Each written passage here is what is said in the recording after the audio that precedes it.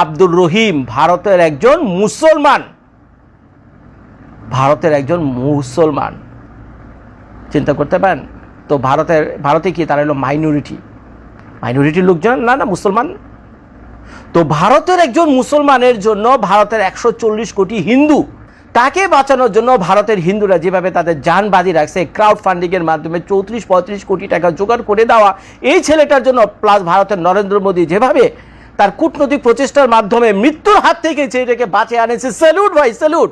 এই ভিডিও করার পর বাংলাদেশি ভাই বোনদের কাছ থেকে আরও অনেকগুলো বকা খামু যে বেটা তুই এবার মোদী প্রশ্নটা করতেছে, ভাই এত বেইমান হয়েন না, বুঝছেন। সৌদি আরবে একে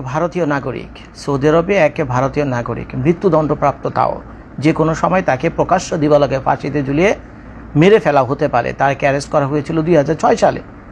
তো সেই ইসের থেকে, সৌদি আরবের হাত থেকে ভারতীয় সেই নাগরিককে উদ্ধার করার জন্য ভারতের সাধারণ জনগণ যে দৃষ্টান্ত দেখেছে সারা দুনিয়াতে, ভাই দেখার মতো একটা দৃষ্টান্ত। মানে সত্যি ভাই মন থেকে ধন্যবাদ দিলাম, মানুষ হিসেবে আমি মন থেকে আপনাদের ধন্যবাদ দিলাম।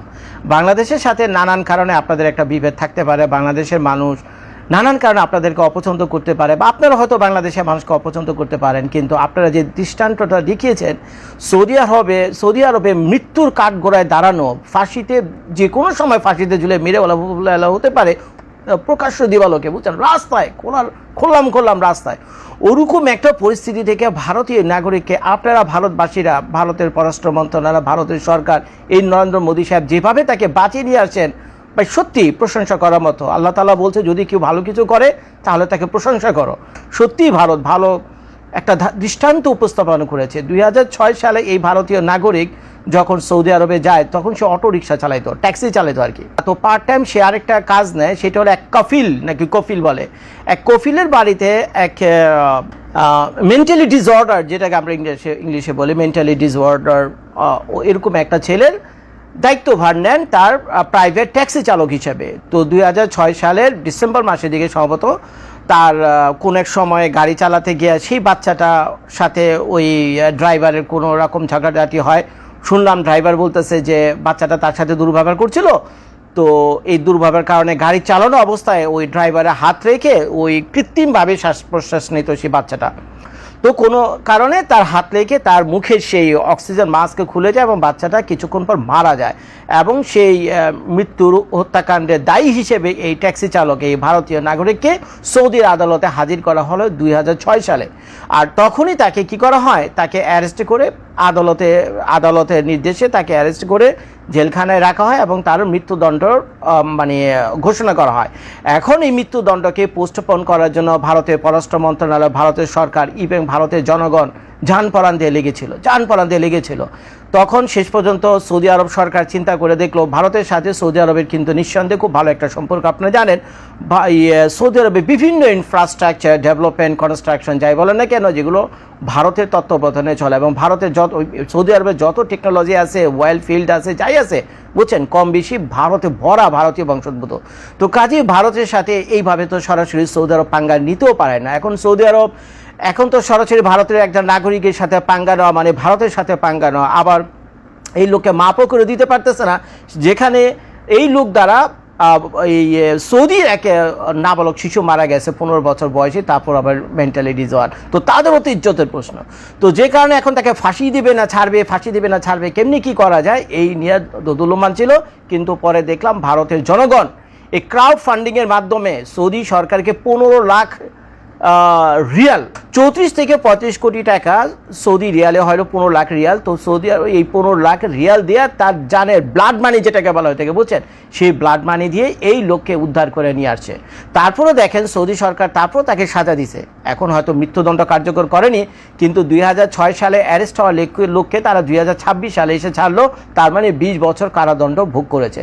তো সৌদি ক্যালেন্ডার অনুযায়ী যে 20 বছরের কারাদণ্ড দেওয়া হয়েছিল ওই আদালত থেকে, সেটা এই বছর 2026 সালের 20 মে, 2026 সালের কি 20 মে, আর আমরা ভিডিওটা করতে চাচ্ছি কত, মে মাসের 29 তারিখে। তো 20 মে পূর্ণ হয় এবং তাকে ছেড়ে দেওয়া হয়, এবং 15 লাখ রিয়াল বুঝে পাওয়ার পরে শুনলাম যে এই গতকাল সে ওই নয়াদিল্লিতে এসে পৌঁছেছে, ভারতের কেরালা রাজ্যের এই লোকটি। তো এতগুলো কথা শোনার পর হয়তো আপনারা অনেকে মুখ ভার করে রাখছেন যে জজ ভাই এটা তো ভারতের একটা নিউজ, খুব ভালো একটা নিউজ, আপনি এত গর্ব করে বলতেছেন। ভাই কেমনি কি ভাই, আমরা তো এটা লাইক করলাম না, জানিস, লাইক কমেন্ট শেয়ার কিছু করলাম না। জানেন এই ব্যক্তি কে ছিল ভারতের? এই লোকটার নামটা যখন দেখছি তখন আমার গায়ের লোমটা দাঁড়া গেছে। এই লোকটার নাম হলো আব্দুর রহিম। এই লোকের নাম কি? আব্দুর রহিম। ভারতের একজন মুসলমান, ভারতের একজন মুসলমান, চিন্তা করতে পারেন? তো ভারতে কি তারা হলো মাইনরিটি লোকজন না, না মুসলমান। তো ভারতের একজন মুসলমানের জন্য ভারতের 140 কোটি হিন্দু প্লাস মুসলমান, এখন কত কোটি হিন্দু আছে কত কোটি মুসলমান আছে তা ভাই এক্সাক্ট হিসাব আমি জানি না, ভিডিওটা নিচে কমেন্ট করে আপনারাই জানেন। আপনারা জানানোর পর আমিও আপনাদের কাছ থেকে শিখে অনুমনে যে ভারতে কত কোটি মুসলমান আর কত কোটি হলো হিন্দু বর্তমানে রয়েছে।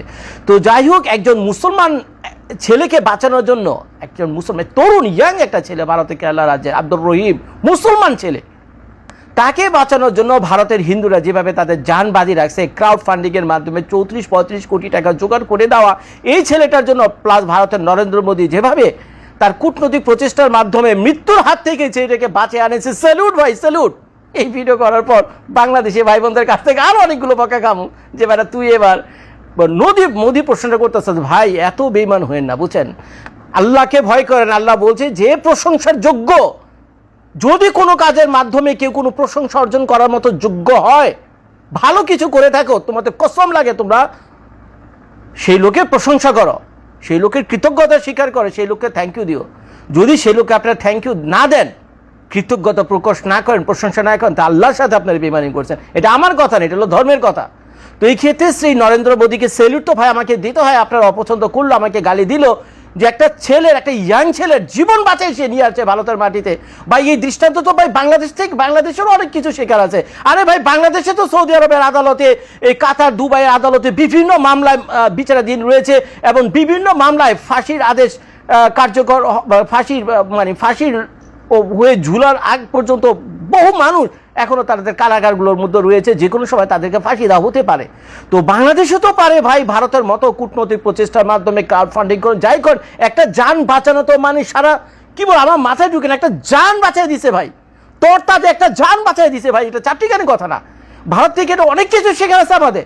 ভারতীয় জনগণ কইরা দেখাইছে, তাদের সাধারণ পাবলিক প্রবাসী যারা ভারতীয়রা রয়েছে তারা যদি 35 কোটি টাকা তুলে না ক্রাউড ফান্ডিং করে সৌদি আরব সরকারের হাতে দিতে পারে যে আমার দেশের এই ছেলেটা আব্দুর রহিমকে ছেড়ে দেন, আপনারা জানে বেঁচে যাক ছেলেটা, চিন্তা করতেন কত বড় একটা পুণ্যের কাজ করছে ভাই, আমার মাথার নত হয়ে যেত। স্যালুট ভাই আপনাদেরকে। এটা থেকে ভাই আমাদেরও অনেক কিছু শেখার আছে ভাই, আমাদের বাংলাদেশি ভাই বোনরাও, ভাই এবং বোনরা পর্যন্ত এই সৌদি আরবের বিভিন্ন জায়গায় আটকা আছে, বিভিন্ন দণ্ডাদেশ দেওয়া আছে, অনেকের বিরুদ্ধে ফাঁসির রায় পর্যন্ত রয়েছে, বুঝছেন। আমরা কি পারি না ভাই আমাদের ভাই বোনগুলোকে এভাবে বাঁচিয়ে আনতে লেগে? পারি না ভাই আমরা? ভাই উদ্যোগ নেন, বুঝছেন। বাংলাদেশের মানুষকে যদি আপনারা মানুষ বলে মনে করেন তাহলে ভাই কিছু একটা করেন। এই ভারত দেখে শেখেন ভাই, ভারতের প্রশংসা করতেছে না, আমার মন থেকে এগুলো আইতেছে, প্রশংসা করার মতো একটা কাজই করছে, তা মানুষকে জানে বাঁচিয়ে নিয়ে পড়ছে। 35 কোটি টাকা, 15 লাখ দিরহাম। যারা এই আব্দুর রহিম ভাইকে বাঁচিয়ে দিয়েছেন আমাদেরই মুসলমান, হয়তো থাকে ভারতে মুসলমান ভাই। তো যে কাজটা আপনারা আব্দুর রহিমের জন্য করেছেন, একটা হিন্দুর জন্য যদি আপনারা করতেন হয়তো বা এইভাবে চিৎকার করতাম না যে আপনারা আপনাদের জন্য করছেন, করতেই পারেন, আপনারা আপনাদের লোকদেরকে টানবেন, কমিউনিটির লোকদের টানবেন, স্বাভাবিক ব্যাপার। কিন্তু একটা মুসলমান গলের সন্তান, ভারতের অধিবাসী, একজন ভারতের নাগরিক, সে তা আপনারা তার জন্য যা করছেন, সেই হিন্দু হোক, মুসলমান হোক, বৌদ্ধ, খ্রিস্টান, সব শ্রেণীর লোক যেভাবে যান বাজি রেখা থাকে আপনারা সৌদি আরবের এই মৃত্যুর হাত থেকে বাঁচিয়ে নিয়ে এসেছেন ভাই, স্যালুট ভাই আপনাদেরকে, স্যালুট। আমাদের বাংলাদেশেরও ভাই অনেক কিছু শেখার আছে।